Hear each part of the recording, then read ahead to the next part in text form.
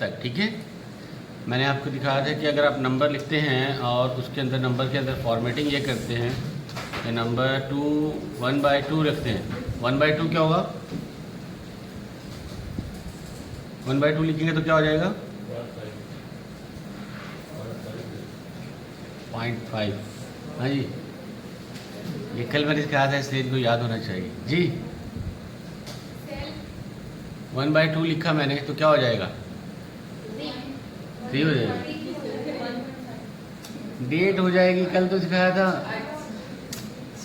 Date में convert हो जाएगा। 1/2 किस में कन्वर्ट हो जाएगा? डेट में, क्योंकि 1/2 लिखने का तरीका ये है कि आप डेट लिख रहे हैं।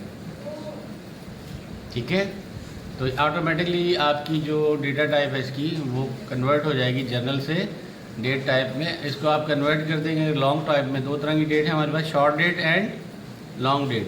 शॉर्ट डेट में इस फॉर्मेट में आ जाएगी डेट, और लॉन्ग डेट में क्या होगी? अगर आप पूरा नाम भी देना चाहें दिन का तो क्या हो गया? ट्यूसडे जनवरी 2 2024, क्योंकि मैंने लिखा 1/2। 1 मतलब मंथ, पहले मंथ लिखते हैं, और 2 का मतलब है डेट।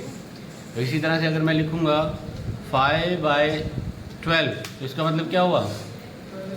12 मई, 5 मई आ गया और 12 डेट हो गई। लेकिन अगर मैं लिखूँगा 15/15 तो क्या होगा? अब कुछ नहीं होगा, क्योंकि 15/15 ना मंथ बन रहा है ना कोई लॉजिक बन रही है कि 15 मंथ है, इसलिए इस लिहाज से ये डेट में कन्वर्ट नहीं होगा। तो एंटिसिपेट करता है एक्सेल में बैक एंड पे जो लॉजिक है कि यूज़र क्या लिखना चाह रहा है, तो वो देखता है कि अगर वो सिर्फ 2/3 लिखता है तो इसका मतलब वो डेट लिख रहा है। इसी तरह से अगर हमने करेंसी में लिखना है डेटा, करेंसी कन्वर्जन की बात करें तो सिंपल अगर मैं नंबर लिखूँगा तो दे आर जनरल नंबर। लेकिन अगर इसको करेंसी में कन्वर्ट करना चाहूँ तो यहाँ से जाऊँगा और मैंने क्या किया? करेंसी, और करेंसी के अंदर क्या आ गया? डॉलर्स। और डॉलर्स में अगर आपकी करेंसी चेंज करना चाहें, यूरो में लेना चाहें तो यूरो लिख सकते हैं, यूरो में आ गई करेंसी। अच्छा, इसकी ब्यूटी ये है कि ऑटोमेटिकली अलाइंड है ये, यूरो लेफ़्ट पे होगा, नंबर छोटा हो या बहुत बड़ा हो, नंबर छोटा हो या बहुत बड़ा हो, इट ऑटोमेटिकली यूरो एक ही लाइन पे अलाइन पे लेफ्ट अलाइन हो जाएगा, और नंबर राइट अलाइन हो जाएगा। ऑटो है ये। अगर आप टेक्स्ट लिखेंगे, शक्कर लिखा आपने, शक्कर कहाँ जाएगा? Left align. लेकिन अगर नंबर लिखेंगे 45 या 455 तो ऑटोमेटिकली राइट अलाइन। तो ये ऑटोमेटिक जनरलाइज कर लेता है। लेकिन अगर मैं नंबर को लेफ्ट लेना चाहूँ, अलाइन कर दूंगा, अलाइनमेंट चेंज कर दूँगा। ठीक है, यहाँ से अलाइनमेंट चेंज कर सकते हैं। और एक और ऑप्शन है जिसको हम कहते हैं context, left to right text direction. अगर मैं इसको ऐसे कर दूंगा left to right text direction या राइट टू लेफ़्ट, तो मेरे पास ये ऑप्शन दोनों हैं कि मेरे पास जब डेट, देखिए मैं डेट लिखूँगा ना, अब डेटा लिखा जा रहा है, कहाँ लिखा जा रहा है? Left to right. और अगर मैं इसकी डायरेक्शन डायरेक्शन चेंज कर दूँ और बोलूँ राइट टू लेफ़्ट इसकी, और जब मैं डेटा लिखूँगा, अब ये डेटा मेरा राइट टू लेफ़्ट लिखा जाएगा। कहाँ चला गया? Right to left. ऊपर वाला क्या था? Left to right. और ये क्या हो गया? Right to left. ये कहाँ से चेंज करते हैं आप? ये ऑप्शन है राइट टू लेफ़्ट और लेफ़्ट टू राइट।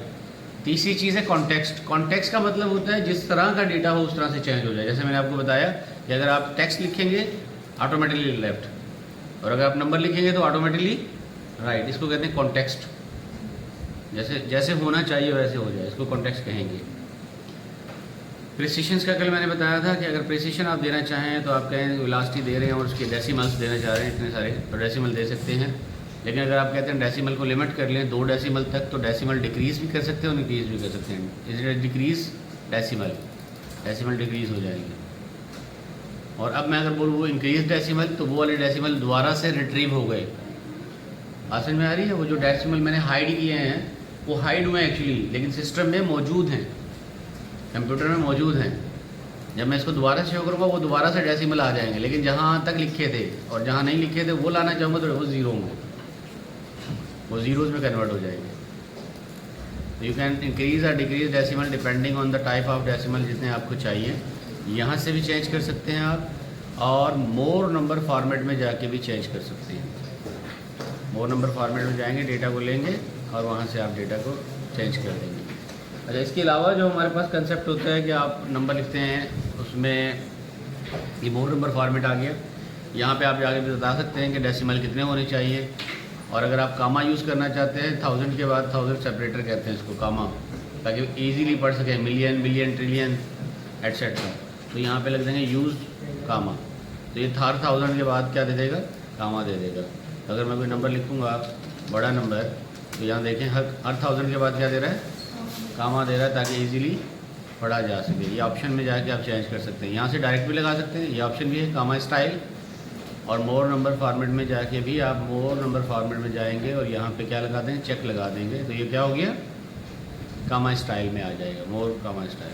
अगर पैरेंथेसिस में लिखना चाहते हैं तो ये पैरेंथेसिस वाला स्टाइल भी है, इसको सिलेक्ट करेंगे, ओके करेंगे, तो अब आपका डेटा जो है जब आप लिखेंगे तो इसको आप पैरेंथेसाइज में फॉर्मेटिंग हो गई, यानी फॉर्मेटिंग का जो ओवर रूल कहते हैं ना, प्रेसिडेंस ओवर रूल, वो अप्लाई हो जाएगा इसके ऊपर।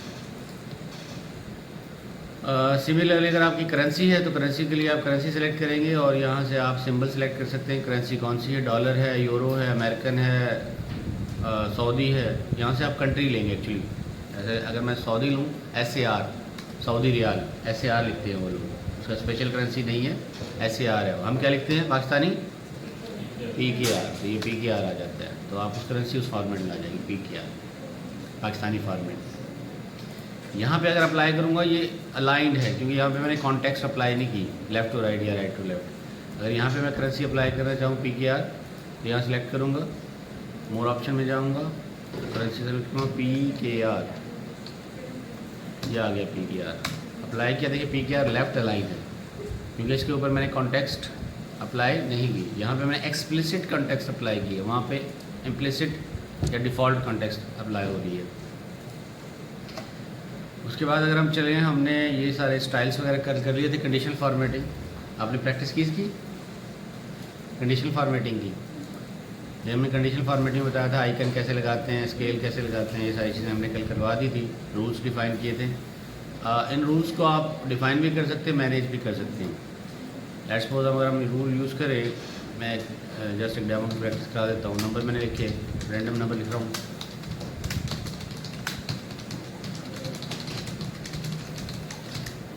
ठीक है, कुछ नंबर बड़े हैं और कुछ छोटे हैं, इसको ऐसे कर लेते हैं, ये नंबर आ गए। अब depending on the number format हम क्या करते हैं, कंडीशनल फॉर्मेट में जाते हैं। रूल में मैं जानना चाह रहा हूँ कि कौन से नंबर 1000 की रेंज में है, कौन से नंबर 10,000 की रेंज में है। तो मैं जाऊँगा, बोलूँगा मैनेज रूल, न्यू रूल, नया रूल बना रहा हूँ। रूल को मैंने बताया कि रूल मुझे चाहिए कितना, आइकन सेट में, आइकन सेट में पूछा कितनी आइकन चाहिए, आइकन मुझे चाहिए 4 वाली। और मैंने रूल बता देना है कि बजाय परसेंट के, अगर हम परसेंट का अप्लाई करते हैं तो बाय डिफ़ॉल्ट 75% से अबाव ग्रीन है, 75 से 50 येलो है और 50 से 25 रेड है। अप्लाई करेंगे बाय डिफ़ॉल्ट ऑटो, ओके करेंगे अप्लाई, ओके अप्लाई हो गया।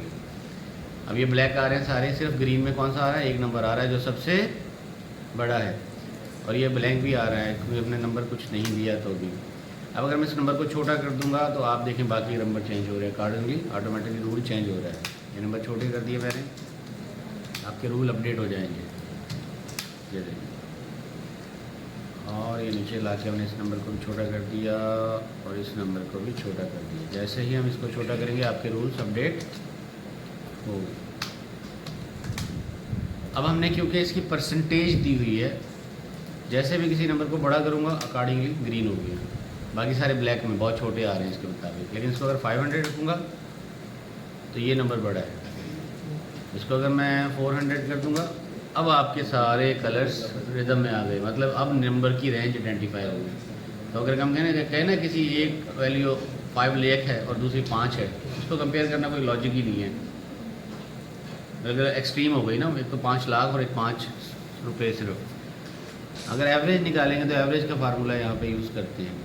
लेकिन अगर हम नंबर की रेंज फॉर्मेट में इस रूल को मैं मॉडिफाई करना चाहूँ तो सिलेक्ट करूँगा, कंडीशनल फॉर्मेटिंग में जाऊँगा, मैनेज रूल में जाऊँगा, उस रूल को चेंज कर रहा हूँ मैं, उसी रूल को।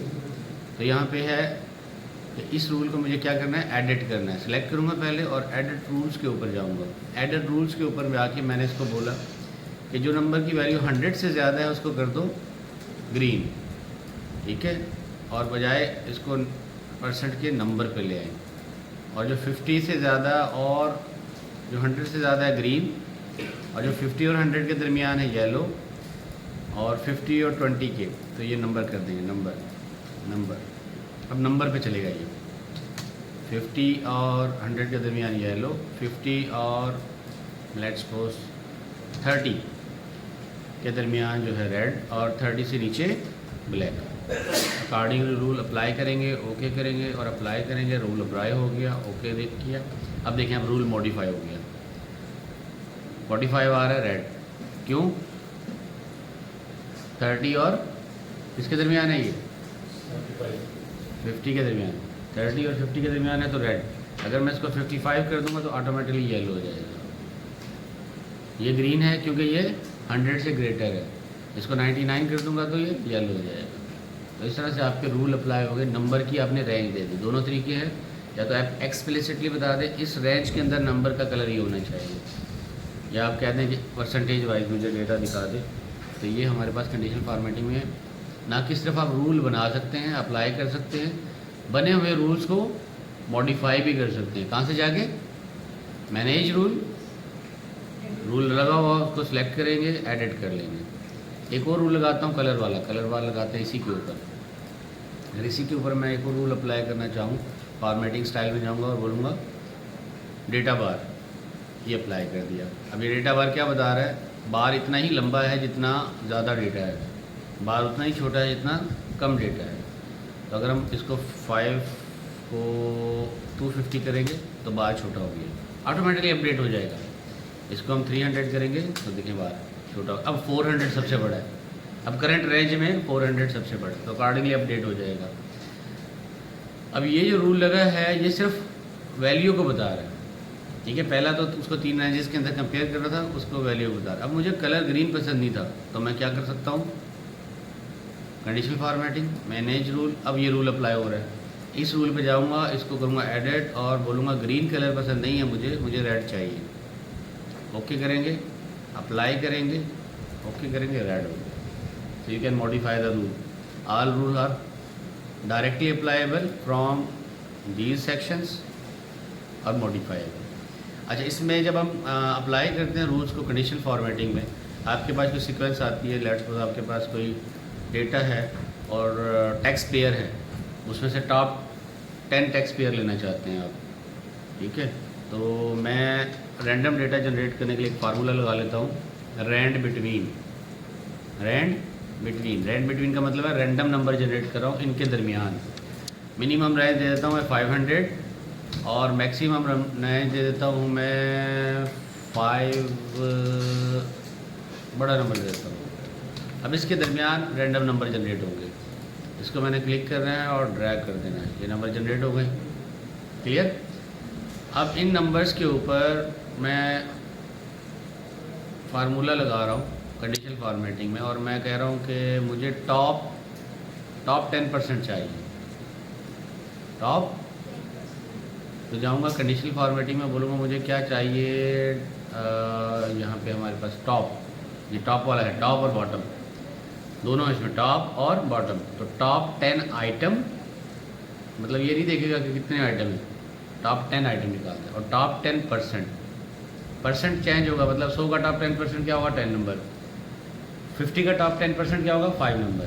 परसेंट पे काम करेगा। लेकिन अगर 50 नंबर है और मैं बोलूँ टॉप 10 आइटम, तो 10 आइटम आ जाएंगे, 10 नंबर आ जाएंगे। टॉप 10 आइटम ले तो ओके किया मैंने, ये टॉप 10 आइटम है, हाईलाइट हो गए, ये हाईलाइट हो गए। और अगर आप इसको बोले नहीं टॉप 10% चाहिए मुझे, तो ये परसेंट में करेंगे। और इसको हम कलर भी चेंज कर सकते हैं। ये कह रहा है कि परसेंट लगाना है, वाकई क्लियर? तो मैं कहता हूँ यस, तो ये परसेंट अप्लाई हो गया। अच्छा, परसेंट में आप चेंज भी कर सकते हैं, ऐसा नहीं है कि टॉप 10% ही लेना है। ऐसा मैंने टॉप 10% किया क्लिक, मैंने कहा नहीं मुझे टॉप 5% चाहिए, ओके किया और टॉप 5% आ गए। कलर का चेंज कर सकते हैं आप। कलर चेंज करने के लिए रिवर्स भी कर सकते हैं इसको, और कलर चेंज भी कर सकते हैं डिपेंडिंग। जब टॉप 10% लगाते हैं तो आप कहते हैं light red fill with dark red, इसको चेंज कर दें। आप बोले मुझे तो ग्रीन पसंद है, तो ग्रीन कर दें, ग्रीन हो गया। अब ये ग्रीन मैं कहता हूँ टॉप 2% चाहिए मुझे, तो ये ग्रीन हो गया फिल। टॉप 2% कौन सा नंबर है? ये नंबर है। तो सारे नंबर 2% में सिर्फ एक ही नंबर आ रहा है, ठीक है। 2% का मतलब है 50 में एक आएगा ना। अगर 100 होते तो 2 आते, 300 होते तो 6 आते। 2% 6 आएंगे, तो इस तरह से मॉडिफाई हो जाएगा। इसी तरह से रिवर्स भी कर सकते हैं। बॉटम चाहिए आपको, बॉटम के टॉप 10 कहते हैं ना। मैं फर्स्ट आया हूँ लेकिन नीचे से, तो अगर बॉटम के निकालने हो आपको टॉप 10 कौन से हैं, तो बॉटम 10%, बॉटम 10%, बॉटम 10 आइटम, या एवरेज चाहिए, अबव एवरेज। अबव एवरेज को हाईलाइट करें और इसको मैं कहता हूँ इसको रेड बॉर्डर कर दें।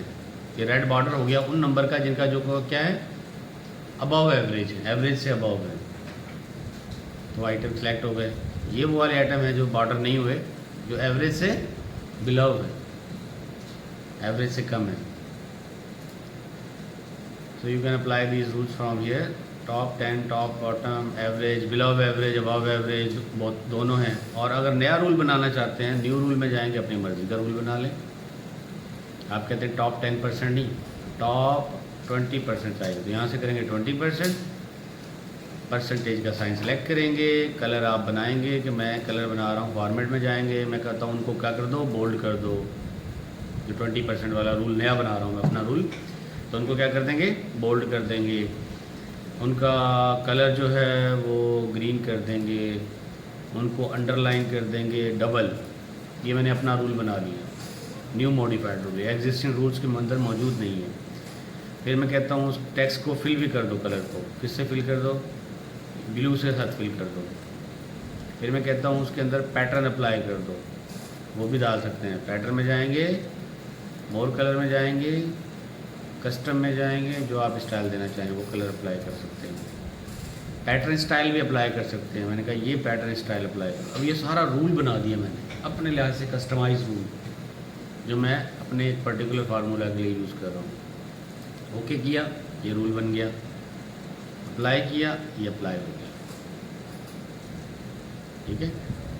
एग्जिस्टिंग रूल्स में से अलग ही है ये, जो मैंने अपने लिए अपने स्टाइल के लिहाज से बनाया। जो मुझे कलर पसंद है, जो मुझे बैकग्राउंड पसंद है, जो मुझे टेक्सचर पसंद है, उस लिहाज से मैंने इसको मॉडिफाई कर लिया। और कल मैंने ये बताया था आपको कि अगर ये जो आप रूल बनाते हैं डायरेक्शन वाला है, आइकन लगाते हैं, ये शेप्स हैं, ये इंडिकेटर्स हैं, wrong, right, question mark, cross का मतलब है रॉन्ग, राइट टिक, और क्वेश्चन मार्क मतलब सो कन्फ्यूजन। इस तरह कलर फ्लैग भी लगा सकते हैं, इस तरह से ये भी लगा सकते हैं, बैटरी के सेल भी लगा सकते हैं, सिग्नल कितने आ रहे हैं, ठीक है। ये साइन जो आपके रेटिंग को शो कर रहा है।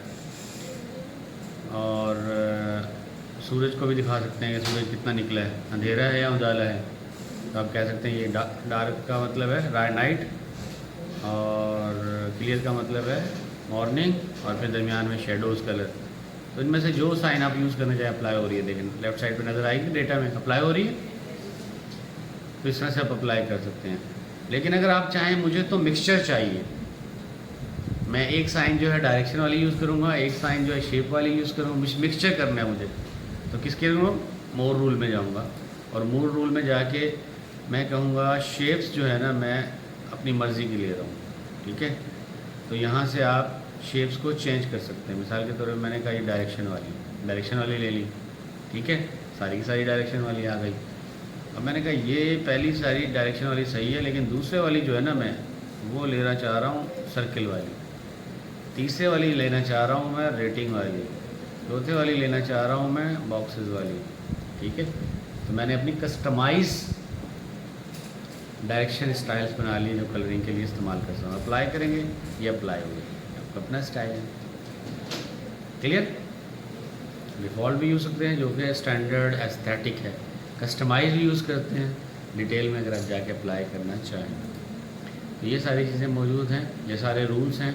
टेस्ट करेंगे आप डिपेंडिंग ऑन दी हाईलाइट। पहले वाला हाईलाइट कराया है, दूसरे वाला सेलेक्ट करता है, फिर उसमें आइटम की मैंने बता दी, हाईलाइट में ये भी है greater than, less than, between, equal to, text that contain data, date occurring, कोई डेट पर्टिकुलर सेलेक्ट करनी है, उस डेट पे कितनी आपकी कहाँ कहाँ ट्रांजैक्शन हुई है। कोई डेटा बेस आपका टेक्स्ट डेटा है तो आप देखना चाह रहे हैं कि उस पर्टिकुलर डेट पे कहाँ कहाँ पे ट्रांजैक्शन हुई है, तो वो डेट निकाल सकते हैं। डुप्लीकेट वैल्यू भी निकाल सकते हैं। डुप्लीकेट वैल्यू हुई तो अपने एक दो दफ़ा डेटा तो नहीं इंटर हो गया, तो आप बोलेंगे डुप्लीकेट वैल्यू को हाईलाइट करो, तो मैं कहता हूँ डुप्लीकेट वैल्यू को हाईलाइट करें और उसको क्या कर दें, कस्टम फॉर्मेट में जाके मैंने कहा उसको मैरून कलर दें, ठीक है। ओके ओके करेंगे। सेल में जो डेट से रिलेटेड डेटा होगी, हाँ डेट के बाद डेफिनेटली, नॉन डेट पे तो डेट काम ही नहीं करेगी ना। तो इस तरह से आप अप्लाई कर सकते हैं। तो ये रूल्स बने बनाए हैं, इनको आप यूज़ कर सकते हैं। ये मैंने कहा सिलेक्शन के लिए, ये फ़िल्टरिंग के लिए, ये जस्ट डेटा को बताने के लिए कि डेटा की वैल्यू कितनी है, और ये आपके कलर कंट्रास्ट है। And this is a greater than, less than, equal to, average, उनकी डायरेक्शन में डेटा को ग्रुपिंग करने के लिए, मतलब क्लस्टर्स बनाने के लिए, डेटा के क्लस्टर्स बनाने के लिए। और जब आप प्रैक्टिस करके थक जाएं तो क्या करेंगे, क्लियर रूल। और क्लियर रूल में दो ऑप्शन है, क्लियर फ्रॉम द सिलेक्टेड और क्लियर एंटायर शीट। सिलेक्टेड करूँगा तो ये वाला कॉलम बी जो है वो क्लियर हो जाएगा, और एंटायर शीट करूँगा तो ये वाले भी क्लियर हो जाएंगे। तो एंटायर शीट करके दिखाऊँ, ये सब क्लियर, ठीक है। दोबारा ले आया, कंट्रोल Z से अंडू कर देंगे तो दोबारा से अप्लाई हो जाएगा। अनटिल अनलेस आप सेव ना करें फाइल को, जब तक अंडू करने के काबिल है। चलें जी, ये तो हो गया आपके स्टाइल्स, सेल फॉर्मेटिंग। अब आते हैं हम सेल्स की तरफ। सम टाइम हमें डेटा चाहिए होता है और डेटा हमें दरमियान में इंसर्ट करना पड़ता है। तो मैं कहता हूँ यार 6 रो के बाद मुझे डेटा इंसर्ट करना था, तो मैं सिलेक्ट करूँगा और उसके बाद बोलूँगा इंसर्ट, रो इंसर्ट हो गई, पूरी की पूरी रो इंसर्ट हो गई। इसी तरह अगर मैं दरमियान में कॉलम इंसर्ट करना चाहूँ तो बोलूँगा कॉलम सेलेक्ट करूँगा और बोलूँगा इंसर्ट सेल। इंसर्ट सेल करूँगा तो ये मेरा लेफ्ट पे कॉलम इंसर्ट हो गया।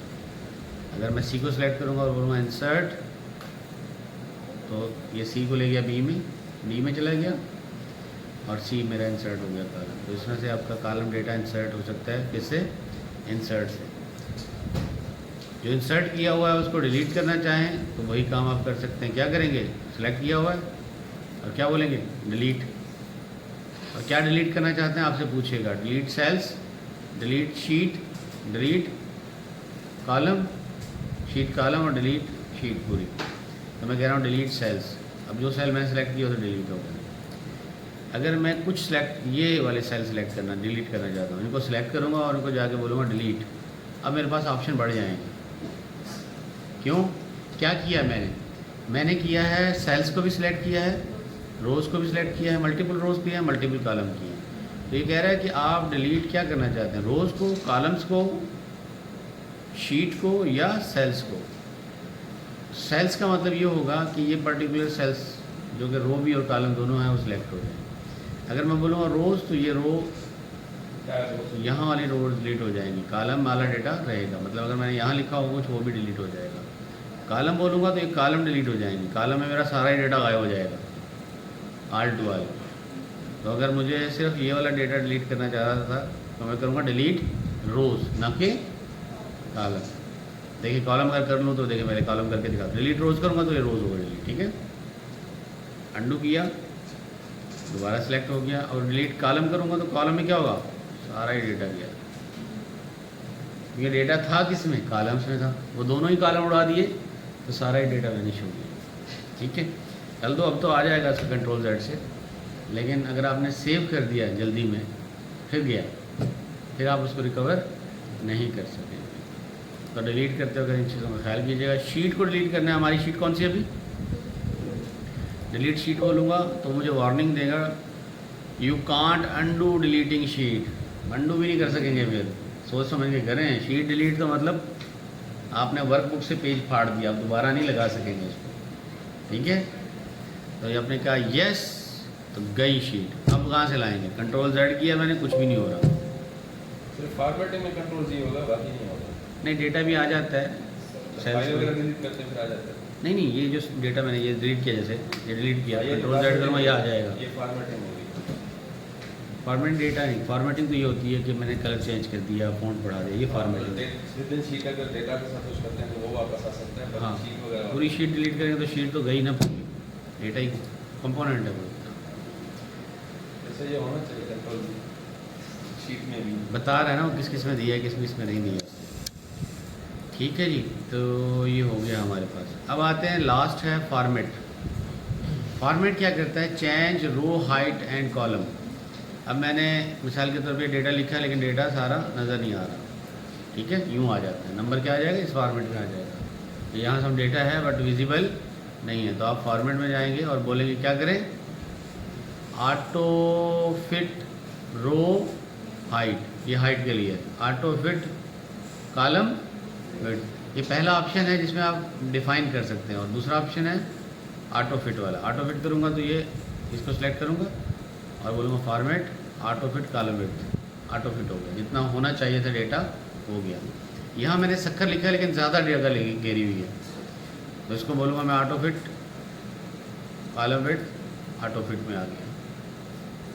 अच्छा, ये नंबर देखेंगे आप किस में आ गया, ये साइंटिफिक नोटेशन में आ गया, ठीक है। ये इतना बड़ा नंबर था 5555, लेकिन इसको उसने कहा 6⁻10, इस तरह से वो ऑटो फिट में आ गया। और 6 क्यों आया? उसने राउंड ऑफ किया, 5 को राउंड ऑफ किया, अगला 6 हो गया, फिर राउंड ऑफ किया, फिर राउंड ऑफ किया, फिर राउंड ऑफ किया, इस तरह से 6 हो गया। तो दूसरा तरीकाकार है कि हम एक ही विड्थ रखना चाहते हैं कॉलम्स की, तो मैं सेलेक्ट करूँगा कॉलम।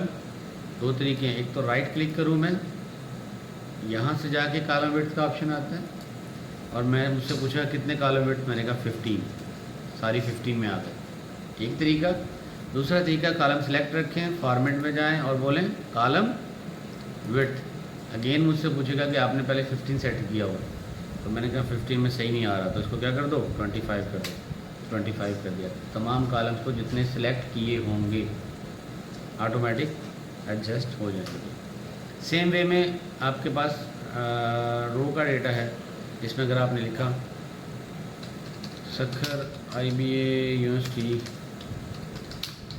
ठीक है, आ गया। अब ये सक्खर IBA किस पे फैल गया, 2 कॉलम में, होना किसमें चाहिए था, एक कॉलम में। सेलेक्ट करेंगे तो क्या करेंगे, इसको जाके रैप टेक्स्ट, अब ये एक कॉलम में आ गया, लेकिन एक कॉलम में तो आ गया, रो की हाइट चेंज हो गई, रो की हाइट चेंज हो गई। अब मैं चाहता हूँ रो की हाइट इतनी ही रहे, डेटा मेरा ख़राब हो तो हो, लेकिन हाइट फिक्स हो। तो आप इसको सेलेक्ट करेंगे और जाके बोलेंगे फॉर्मेट रो हाइट। अब वो कह रहा है कि रो हाइट डेटा की वजह से कितनी हो रही है अभी, 45। मैंने कहा नहीं मुझे 15 चाहिए, डेटा कहीं भी जाए। सक्खर IBA आ रहा है, बाकी डेटा मौजूद है लेकिन विजिबल नहीं है, लेकिन रो मैंने एडजस्ट कर ली। अब मैं जाके क्लिक करूँगा तो डेटा पूरा मौजूद है, मुझे देखना है तो डबल क्लिक कर दूँगा, डेटा सारा नज़र आएगा, ठीक है। बाहर निकालेंगे डेटा गायब हो जाएगा, लेकिन डेटा मौजूद है। लेकिन इसका मैंने लुक एस्थेटिक बना लिया। तो आप एक्सप्लिसिटली यहाँ से क्या कर सकते हैं, रो की हाइट फिक्स कर सकते हैं, मैन्युअली ऑटो फिट कर सकते हैं, डेटा की बेसिस पे जितना डेटा हो उस तरह से रो की हाइट बन जाए।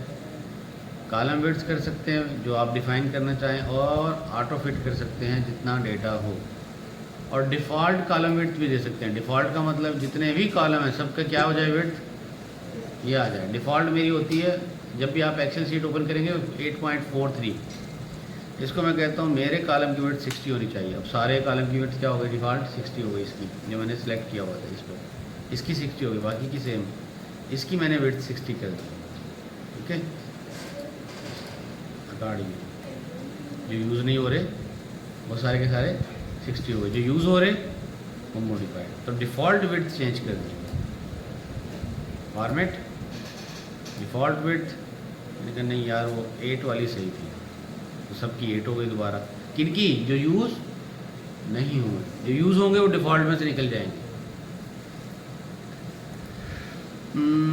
अच्छा जी, बस उसके बाद आते हैं हम, ये शीट का नाम क्या है, शीट 1। तो इसको मैं कहता हूँ, शीट का नाम चेंज करना हो, इधर डबल क्लिक करें और बोलें डेटा, ठीक है। शीट का नाम इंटर करेंगे, डेटा चेंज हो गया। दूसरा क्या है, शीट इंफॉर्मेशन लिखना चाह रहा हूँ। एक तरीका तो ये बताया, यहाँ डबल क्लिक करें। दूसरा तरीका है फॉर्मेट में जाएं, रीनेम शीट करें, तो भी यही काम होगा। तो वो इस फॉर्मेट में आ गई इंफॉर्मेशन। उसके साथ शीट्स के नेम भी चेंज आप कर सकते हैं, ठीक है। तो ये ऑप्शन यहाँ से अवेलेबल है, जिसमें रीनेम शीट्स। अच्छा, इसी तरह से अगर जो मैंने डेटा बनाया था, अभी ये डेटा है मेरा, मैं इस डेटा की कॉपी करना चाह रहा हूँ, पूरी शीट की कॉपी करना चाह रहा हूँ। एक तरीका तो ये है, यहाँ सेलेक्ट करूँ, कंट्रोल ए करूँ, सारा कॉपी हो गया। कंट्रोल सी करूँ, कॉपी, इंफॉर्मेशन में गया, कंट्रोल वी किया, डेटा आ गया। एक तरीका तो ये है। दूसरा तरीका क्या है, ये इंफॉर्मेशन टैब है, इस पर राइट क्लिक किया और बोला मूव और कॉपी। जब सेलेक्ट करेंगे तो ये क्रिएट कॉपी का ऑप्शन है, क्रिएट कॉपी, इस पर चेक लगाएंगे। एक और इन्फॉर्मेशन 2 बन गई और उसमें वो सारा डेटा है जो इन्फॉर्मेशन 1 में था, सेम है दोनों। इसका आप बोलें इन्फॉर्मेशन 2 को आप कह दें इन्फॉर्मेशन ऑफ ईयर 2023, और ये इन्फॉर्मेशन है इन्फॉर्मेशन ऑफ ईयर 2024। तो इससे आप अगर कोई एक ही टेम्पलेट का डेटा बनाना चाहते हैं 10-15 साल का, तो आप एक पर फॉर्मेटिंग सेट करें, रूल लगाएं, कंडीशन सेट करें, सब कुछ करें। उस पर करने के बाद फिर आप फॉर्मेट कॉपी करते जाएं, राइट क्लिक करें, क्रिएट, मूव, कॉपी, एक और बन गई, ईयर चेंज करें, और फिर उसके अंदर जाके बस डेटा चेंज करते रहें। तो अगर मुझे कोई टारगेट मिला है कि टेक्सचुअल फाइल में, हार्ड कॉपी में आपके पास डेटा है, आपको कंप्यूटर में लाना है, तो आप एक स्टाइल को बना लेंगे, उसकी कॉपीज़ बना लेंगे, बस फिर डेटा एंटर करते जाएंगे, फॉर्मेट चेंज करने की ज़रूरत नहीं, आपकी कॉपीज़ बन गई उतनी।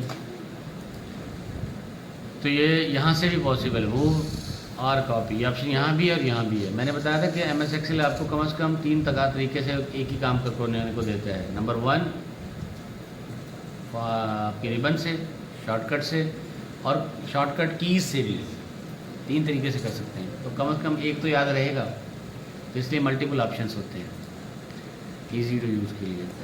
सबसे बेसिकली आप देखते जाएं, नोट पे जो सबसे बेसिक तो ये। हाँ, मतलब जो आपको आसानी लगे। एडवांस जाते जाएंगे। हाँ, शॉर्टकट कितना इजी यूज़ करेंगे जी।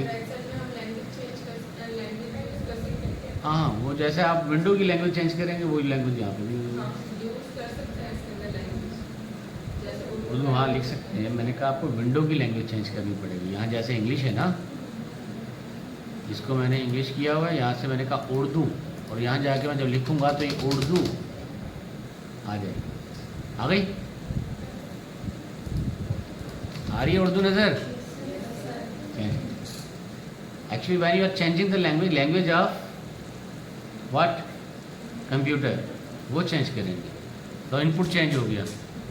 एक्सेल तो कंटेनर है, अब कंटेनर सपोर्ट करता है इसको कि वो दूसरी लैंग्वेज को सपोर्ट करता है, ये नहीं है कि सपोर्ट नहीं करता। पुराने अगर आप देखें, हम नोटपैड पे नहीं लिखा जा सकता, लेकिन एक्सेल सपोर्ट करता है। ठीक है जी, क्लियर है? फॉर्मेट क्लियर हो गया, फॉर्मेट समझ में आ गया। अब आ जाता है कि जी मेरा डेटा बहुत इंपॉर्टेंट है, अब मैं चाह रहा हूँ डेटा को क्या कर लूँ, लॉक कर लूँ। और ये जो इन्फॉर्मेशन है ना 2023 वाली, इसका कलर, मतलब ये शीटें सारी इन्फॉर्मेशन, तो मुझे पढ़ना पड़ रहा है ना, information of year 23, information of year 24, तो मुझे पढ़ना पड़ रहा है। लेकिन मैं कह रहा हूँ मुझे पढ़ना ना पड़े, कलर से मैं पहचान जाऊँ, तो मैं चाहूँ इन शीटों के कलर भी चेंज कर सकता हूँ। इसको सिलेक्ट करूँगा, बोलूँगा टैब कलर ग्रीन, फिल हो गया ग्रीन। इस पर सिलेक्ट किया, टैब कलर में गए, पर्पल, देखिए पर्पल कलर की होगी। तो इस तरह से आप डिफरेंट कलर्स भी दे सकते हैं। तो कलर से जल्दी से आपका दिमाग पिक कर लेता है कि ये वाली शीट पे काम कर रहा था, हो जाए कि आप पढ़ें, क्योंकि शीट तो एक ही जैसी होगी ना, डेटा कैसा होगा, एक ही जैसा होगा। तो आपको अपडेट करना हो 2003 में, कर दें 2004 में, तो कलर से आपको कम से कम ये होगा, पढ़ना नहीं पड़ेगा और याद रहेगा कि ये कौन सी शीट है। यानी कलर भी लगा लें, नाम भी लगा लें, तो 2 वे वेरिफिकेशन हो गई। 2 तरीके से आपने वेरीफाई कर लिया कि सेम शीट में एंटर कर रहा हूँ या नहीं। सो you can change the colour of tab. आखिर में आते हैं प्रोटेक्ट शीट इसकी प्रोटेक्ट करनी हो आपको शीट, क्लिक करेंगे।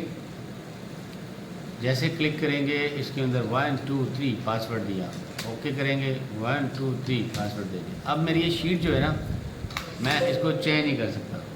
देख सकता है देखने वाला, चेंज नहीं कर सकता। मैं जब डिलीट करता हूँ, डेटा को चेंज करता हूँ, मुझे डेट करने नहीं दे रहा। ठीक है, आ रही बात समझ में? तो यू कैन डू इट। अब सवाल क्या होता है कि एक तो ये तो क्या सिक्योरिटी आ गई डेटा की, आपका डेटा रीडेबल है बट चेंजेबल नहीं है। एक और फ़ायदा भी है इसका।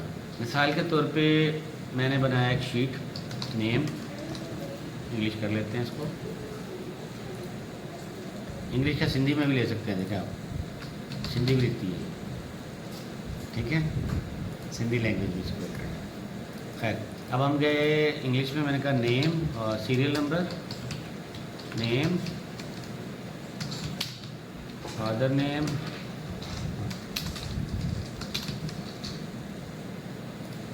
और मार्क्स। ठीक है जी, ये मैंने ऐसे कॉलम बना लिया।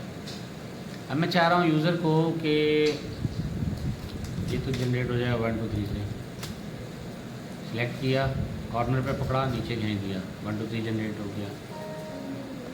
और ये हमने कर लिया नाम अकरम, फादर नेम असलम, असलम कर लिया।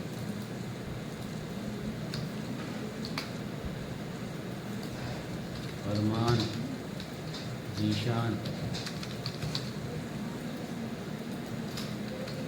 नोमान, अदनान।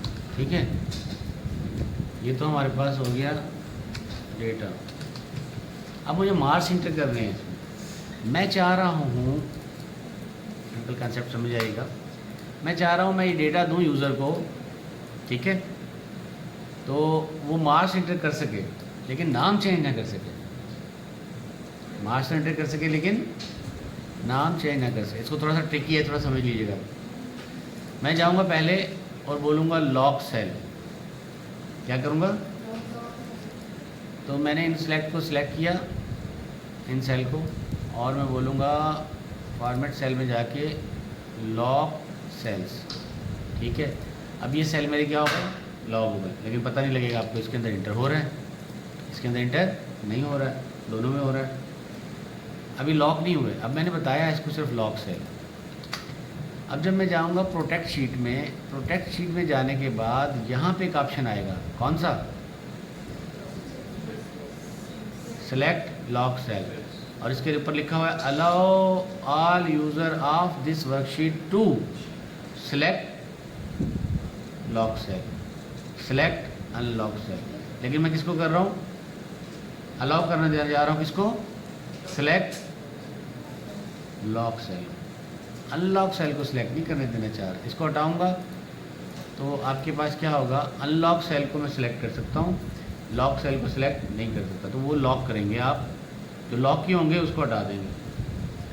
अब इसको मैं करके दिखाता हूँ। पासवर्ड लगाया मैंने, तो चलो 1 2 3 ओके 1 2 3। इससे क्या होगा देखें, ये सेल तो सिलेक्ट हो रहे हैं, मेरे ये सेल सिलेक्ट ही नहीं हुए, इनको मेरी सिलेक्ट नहीं कर सकता, इसको कर्सर ही नहीं जाएगा, कर्सर ही नहीं जाएगा। अब इसमें जाके मैं सिलेक्ट कर रहा हूँ और इसमें डेटा लिख रहा हूँ, लिखने दे रहा है, लेकिन मैं नाम चेंज नहीं कर सकता। ठीक है, तो इस तरह से फॉर्म बना के आप यूज़र को बोलते हैं फॉर्म फिल करो, तो वो फॉर्म फिल करेगा वो जो सेल जो आपने अलाउ किए हैं जिसके अंदर डेटा एंटर करना है। जिसमें अलाउ नहीं किया उसमें डेटा एंट्री हो या नहीं।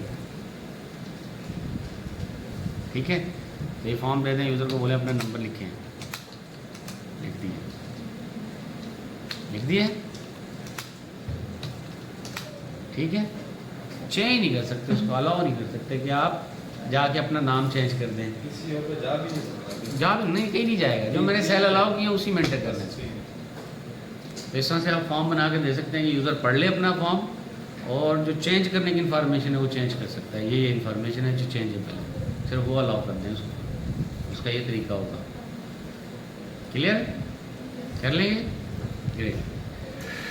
तो अगर मैं हटाना चाहूँ सिक्योरिटी, खुद मुझे चेंज करना है, वो कहेगा मुझे फ़ीस जमा करा दी मैंने, नेम चेंज की, अब मुझे नेम चेंज कर दें, तो मैं बोलूँगा ओके, तो मैं क्या करूँगा, फॉर्मेट अनप्रोटेक्ट शीट, वहाँ जाके मैं अपना पासवर्ड दूंगा और बोलूँगा जी असलम का नाम, अकरम का नाम जो है ना वो कबीर था उसके फादर का नाम, उसने गलत लिखा दिया, अब उसको चेंज कर सकता हूँ, ठीक है।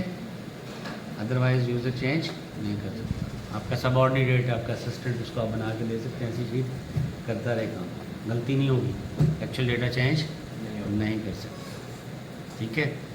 या आप कह सकते हैं कि ये बजट है और ये एक्सपेंसेस हैं। बजट आपने कह दिया इसके अंदर रहना है, ये मैंने प्रोटेक्ट करके दिया। एक्सपेंसेस लिखोगे जो कि कम होने चाहिए उससे, ठीक है, ये चीज़ बना सकते हैं। अच्छा, दूसरी एक लगे हाथ करा देता हूँ इन्फॉर्मेशन। मैंने कहा बच्चों के नाम नंबर लिखने हैं, तो बच्चे ने क्या किया, नंबर लिख दिया 445, जो कि गलत है। नंबर कितने होने चाहिए, 100 में से होने चाहिए।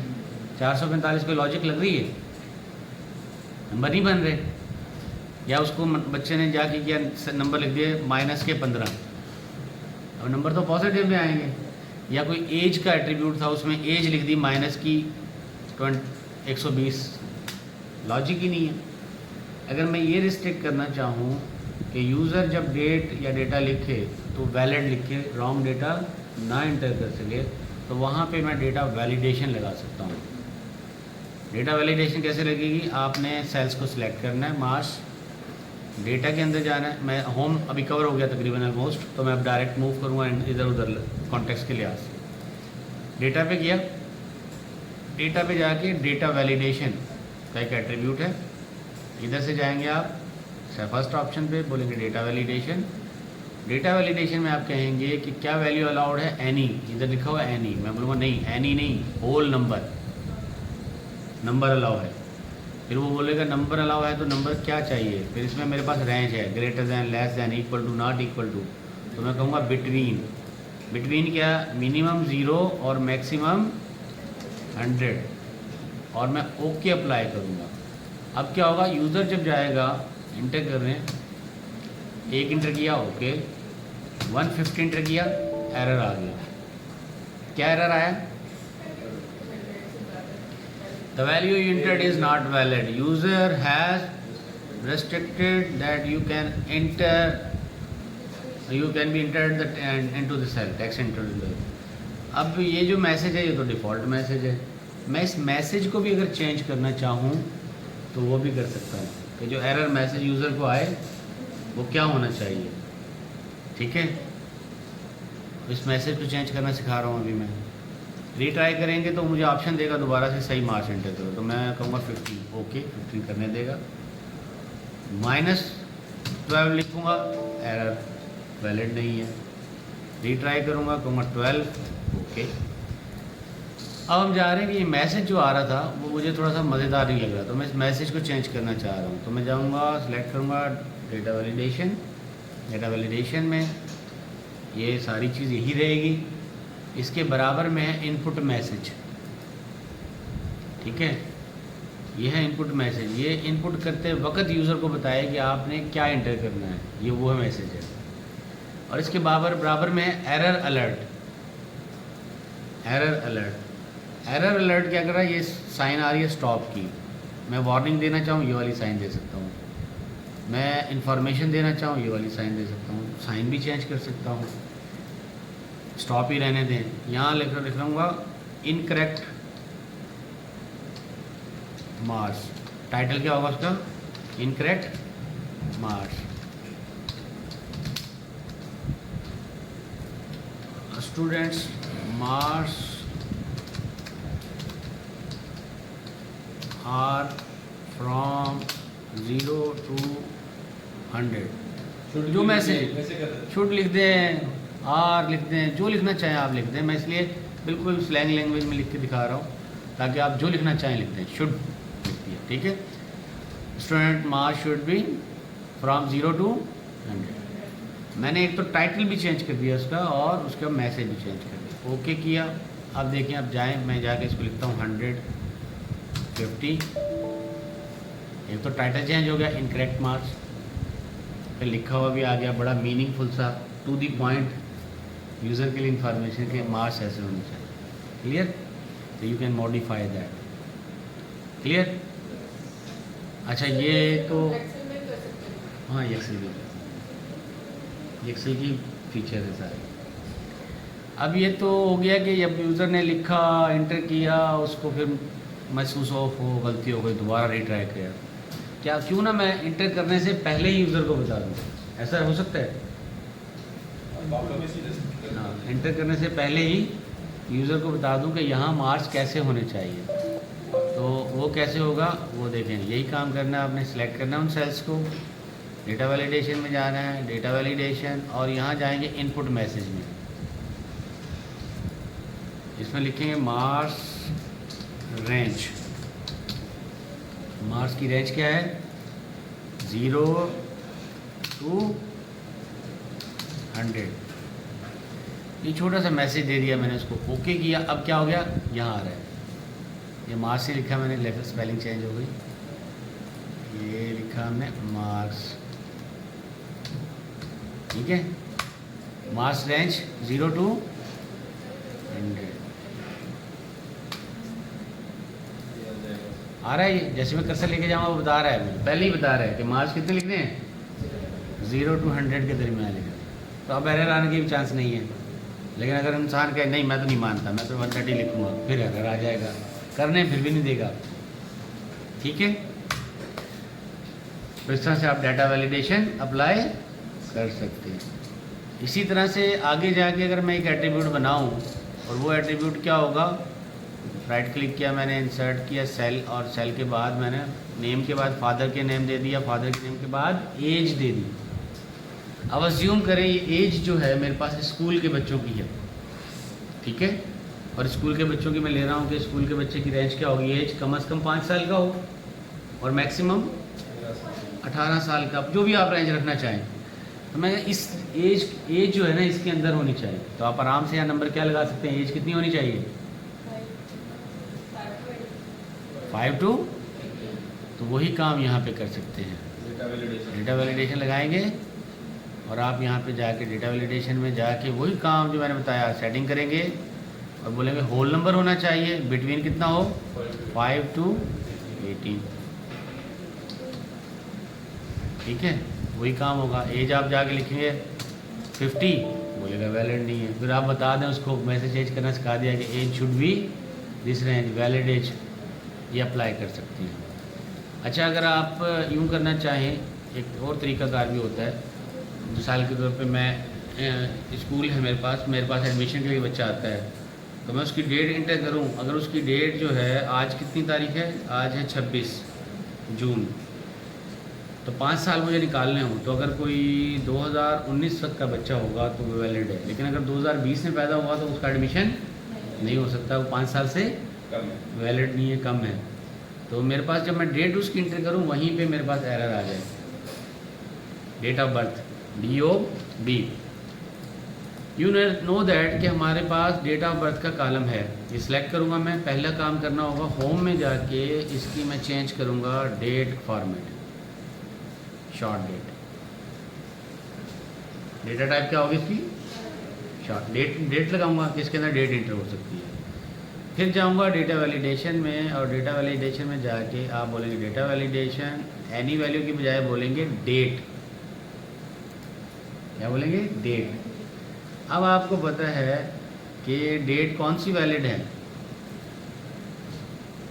बच्चे को 5वीं क्लास में मैं कहता हूँ भाई कम से कम 5 साल का हो, और ज़्यादा से ज़्यादा 8 साल का हो। अगर कोई 9 साल का बच्चा आता है, डेफिनेटली बाकी 5 साल के बच्चों की पिटाई करनी है उसने, क्लास का एनवायरनमेंट, मैं इसको एनवायरनमेंट क्लास 1 में एडमिशन नहीं दूँगा।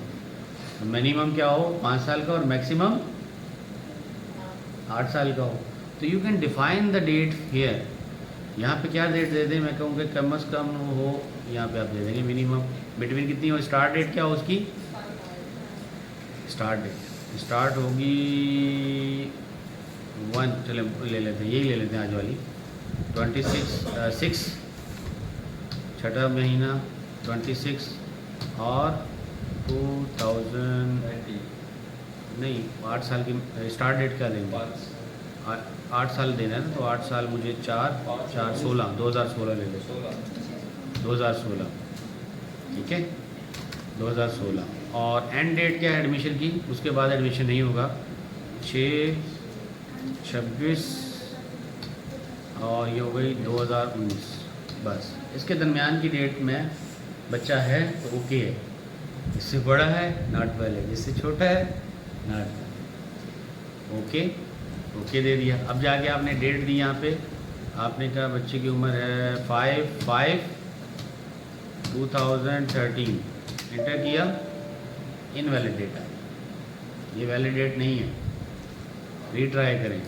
आपने कहा हो टाइपो हो गई थी, बच्चा तो मेरा जो है ना वो तो 17 का है, 2017 का।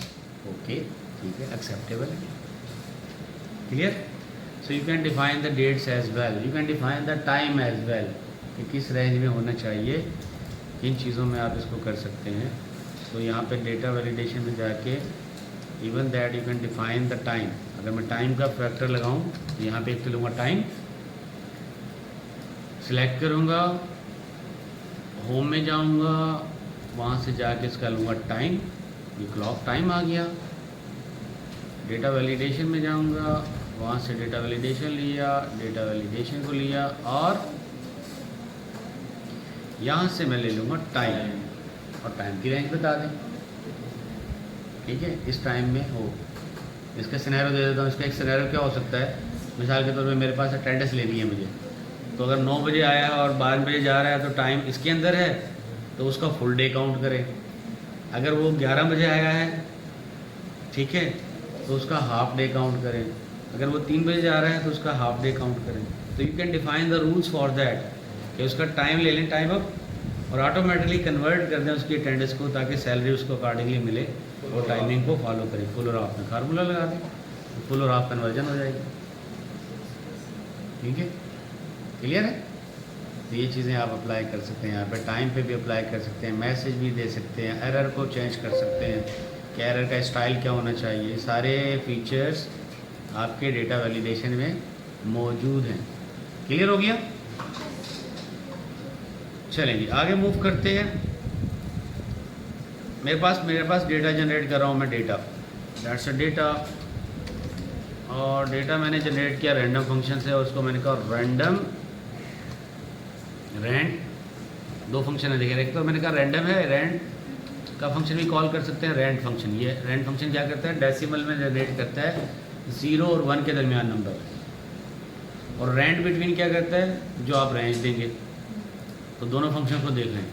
मैं रैंड फंक्शन भी यूज़ कर सकता हूँ, लेकिन उसके लिए मुझे ट्रिक लगानी पड़ेगी। मैं इसको मल्टीप्लाई कर दूंगा किससे, 100 से। मेरा नंबर ये हो गया 19, 58, 48, 20।